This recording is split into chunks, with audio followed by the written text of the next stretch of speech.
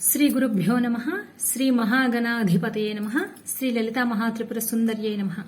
అందరికీ నమస్కారం.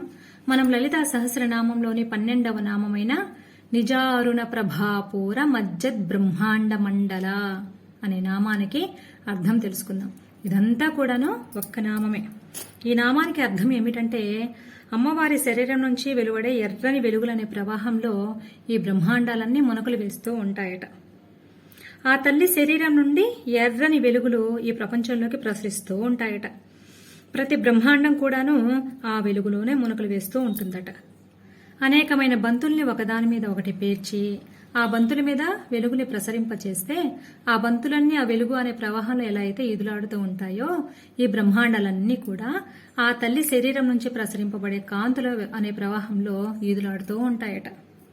మజ్జత్ అంటే మునిగిపోవటం, పూరము అంటే ప్రవాహము, నిజారుణ ప్రభాపూరము అంటే వెలుగుల ప్రవాహంలో బ్రహ్మాండాలు మునకలు వేస్తున్నాయి అని అర్థం.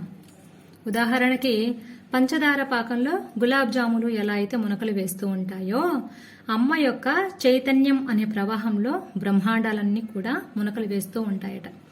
ప్రతి బ్రహ్మాండంలోనూ వెలుపల కూడా ఆ తల్లి యొక్క చైతన్యం అనే రసం నిండి ఉంటుందట.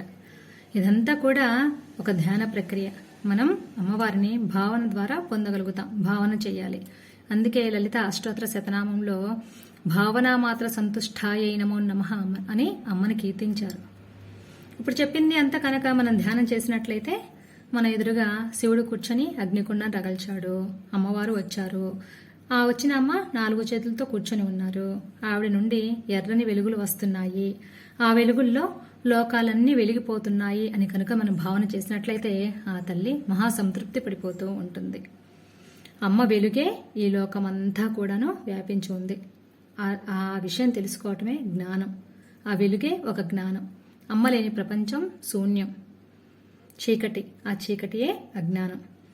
ఏది ఏమైనా కూడా, ఏమి జరుగుతున్నా కూడాను జరిగే ప్రతి తంతు కూడా అమ్మ ఆధ్వర్యంలోనే జరుగుతుంది అని గ్రహించటమే అసలైన జ్ఞానం. అమ్మవారి ఉపాసనలో జప ప్రక్రియ ఒకటి, ధ్యాన ప్రక్రియ మరొకటి. అమ్మ రూపాన్ని కనుక మది నిండా నింపుకొని మనం ధ్యానం చేసినట్లయితే సత్వర ఫలితాన్ని పొందటమే కాకుండా ఆ తల్లి అనుగ్రహానికి పాత్రులవుతూ ఉంటాం. జరిగిన తంతునంతా ఒక క్రమ పద్ధతిగా చూసుకుంటూ ఉంటే, ముందుగా అగ్నికుండం నుంచి వెలుగు పుంజం వచ్చింది. తర్వాత ఒక చతురస్రం వచ్చింది, అంటే శ్రీయంత్రం. ఆ యంత్రానికి ఆ వెలుగుకి మధ్యలో అమ్మవారి రూపం ఆవిర్భవించింది. ఆ వచ్చిన అమ్మవారి యొక్క శరీరం నుంచి ఎర్రని వెలుగులు ఈ ప్రపంచాన్నంతటినీ ముంచేస్తూ ఉన్నాయి అని అర్థం. ఇప్పటిదాకా జరిగిందంతా తెలుసుకున్నాం కదా. మరొక నామంతో మళ్ళీ కలుద్దాం. సర్వం శ్రీ జగదంబ పాదార విందార్పణమస్తు. స్వస్తి.